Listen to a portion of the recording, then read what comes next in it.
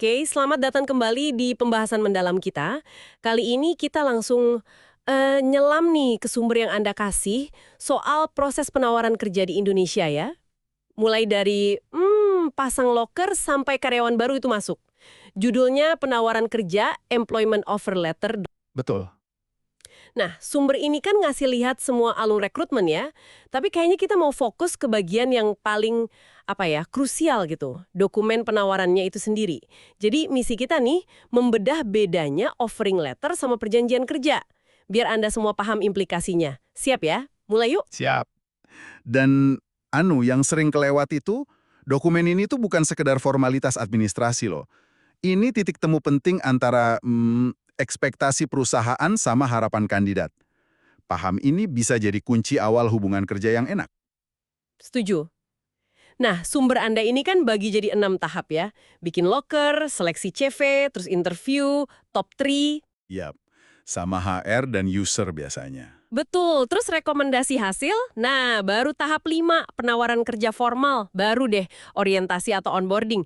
Jadi fokus kita di nomor 5 ini ya. Pas banget. Dan di tahap kelima ini, ada 2 dokumen penting yang jujur aja, kadang masih bikin bingung orang. Yaitu offering letter sama perjanjian kerja. Bisa PKWT, bisa PKWTT. Nah, keduanya ini fungsi sama kekuatan hukumnya beda banget. Oke, kita kupas satu-satu ya, mulai dari offering letter dulu deh. Ini sering dianggap udah final nih padahal. Nah, justru itu dia tuh kuncinya. Offering letter itu pada dasarnya surat konfirmasi niat baik aja dari perusahaan.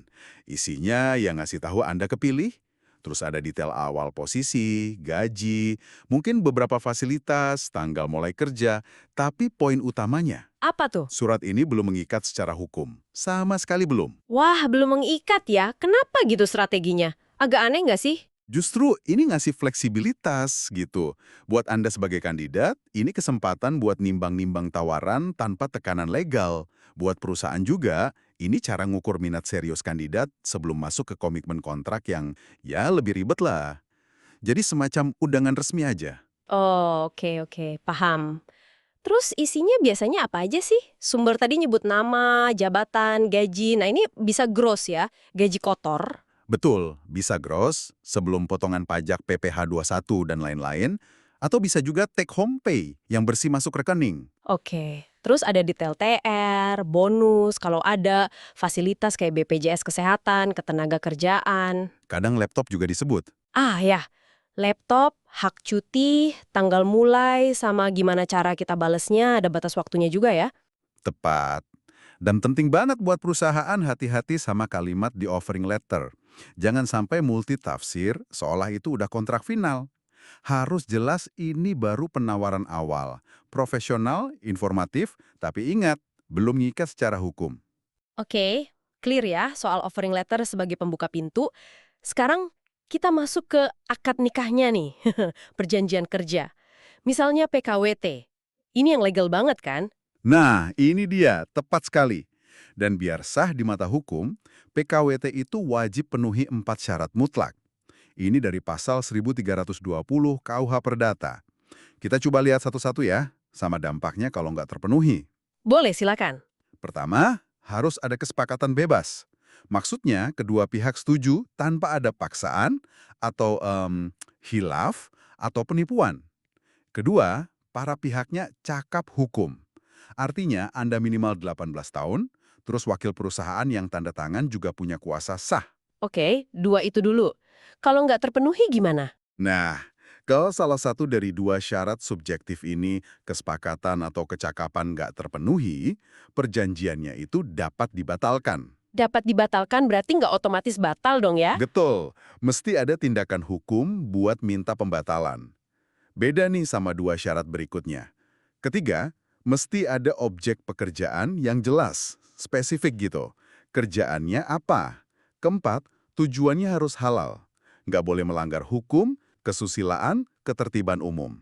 Terus kalau syarat ketiga atau keempat ini yang nggak terpenuhi? Nah, kalau salah satu dari 2 syarat objektif ini, objek atau tujuan yang nggak terpenuhi, perjanjiannya langsung batal demi hukum. Dianggap nggak pernah ada sejak awal. Konsekuensinya lebih berat kan? Wah, iya juga ya. Krusial banget ini. Terus isi minimal PKWT-nya sendiri, apa aja nih yang wajib ada menurut UU Ketenagakerjaan pasal 54 itu? Minimal ya, mesti ada. Detail perusahaan, nama, alamat, jenis usaha. Terus detail karyawan, nama, jenis kelamin, umur, alamat, jabatan atau jenis pekerjaannya apa, lokasi kerjanya di mana, besaran upah sama cara bayarnya gimana. Hak dan kewajiban juga ya? Iyalah dong.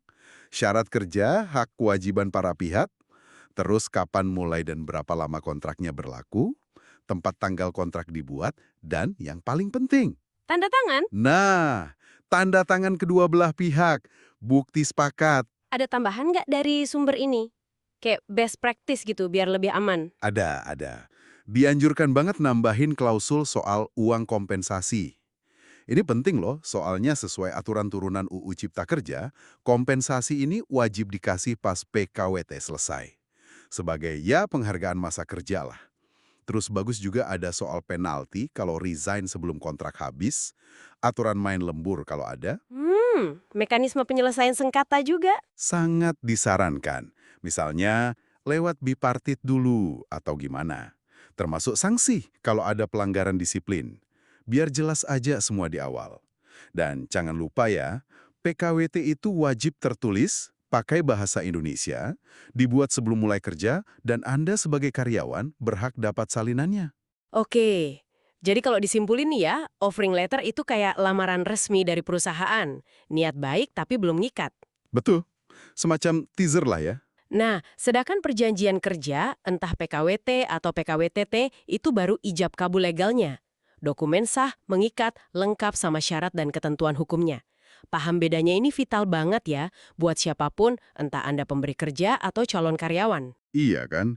Dan ini jadi bawa kita ke satu refleksi penting nih. Coba deh, seberapa sering kita, Anda semua, benar-benar luangin waktu baca tiap klausul di dokumen-dokumen ini sebelum tanda tangan? Mungkin ini momen yang pas buat kita semua jadi lebih teliti gitu. Karena jelas di awal itu bisa menghindarkan banyak potensi masalah di kemudian hari. Bener banget. Kira-kira nih, buat Anda pribadi, detil mana dari obrolan kita barusan yang paling klik atau paling nyantol sama pengalaman Anda selama ini? Coba direnungkan lagi.